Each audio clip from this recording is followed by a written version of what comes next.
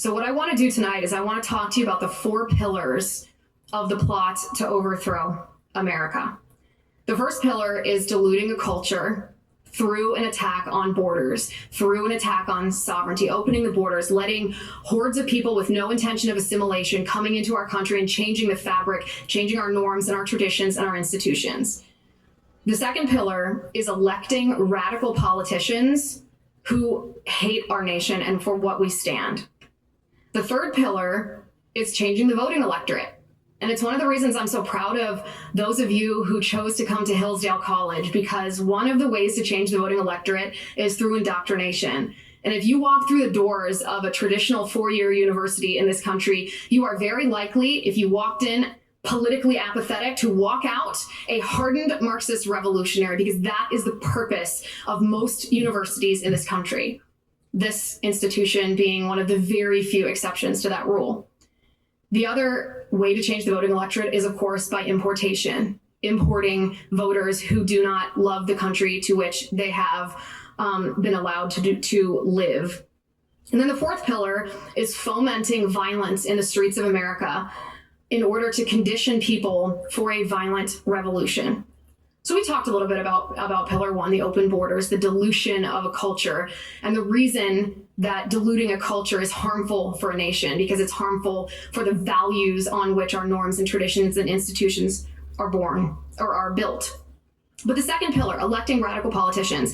Back in 1993, were you guys born in 1993? No. Back in 1993, before many of you were born, the FBI wiretapped a meeting in a hotel room in Philadelphia.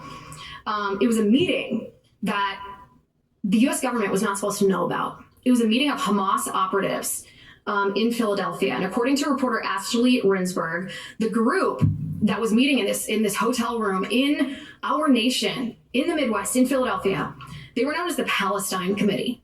And the Palestine Committee, the wiretap, the FBI is listening in to this meeting of this Palestine Committee. The wiretap revealed a plan that had been hatched by Hamas to infiltrate America and American society.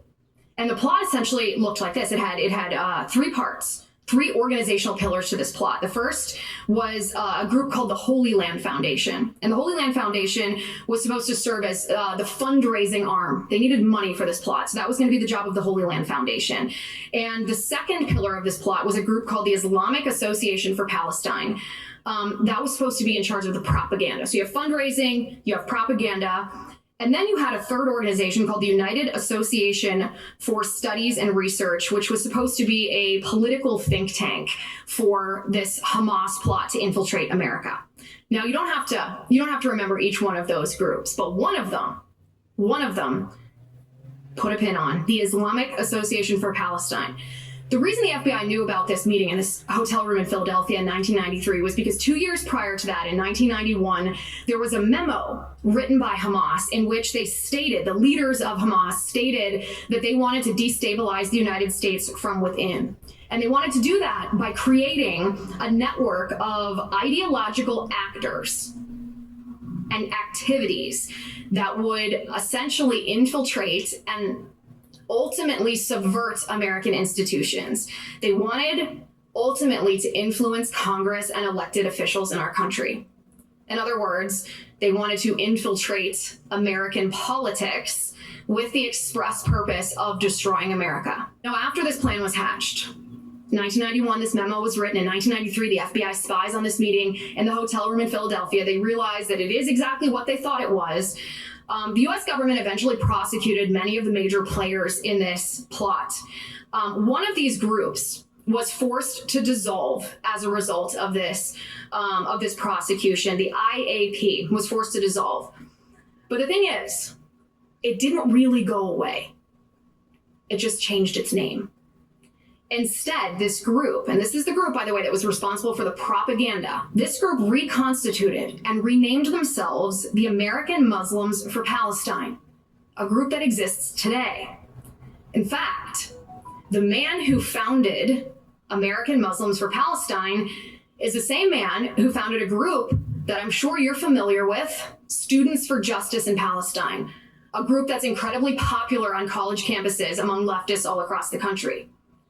Now, at the first national conference of the Students for Justice in Palestine, founded by this man who also founded the group that was a reconstituted form of a group part of a plot to infiltrate American institutions with jihadism, they invited a man to keynote their conference, to give the address at their conference, their first conference. And that man's name was Mahmoud Mamdani. He's the father of Zohran Mamdani, the man who was just elected mayor in New York City. So suddenly it starts to make a little more sense why we hear Zohran Mamdani, this openly Muslim Marxist who won the mayoral seat in America's most powerful city. It makes a little more sense when you hear him say things like, I got involved in politics to, quote, remake this city in our image. And you wonder when you see this video of Zohran Mamdani on camera, what do you mean? To remake this city in our image? Well, who is us? Who's our image? In what image are you going to remake this city and how? Because it doesn't sound like something an American citizen says with American values.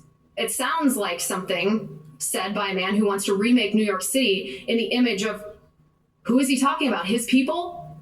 He wasn't born in the United States. He espouses currently to a particular sect of the religion of Islam. It sounds like a man who wants to remake the values of New York City. Zohran Mamdani was also caught on camera saying that there's still this illusion that all of us Muslims can become New Yorkers, that all of us can settle into this city. And he claims that that is not true.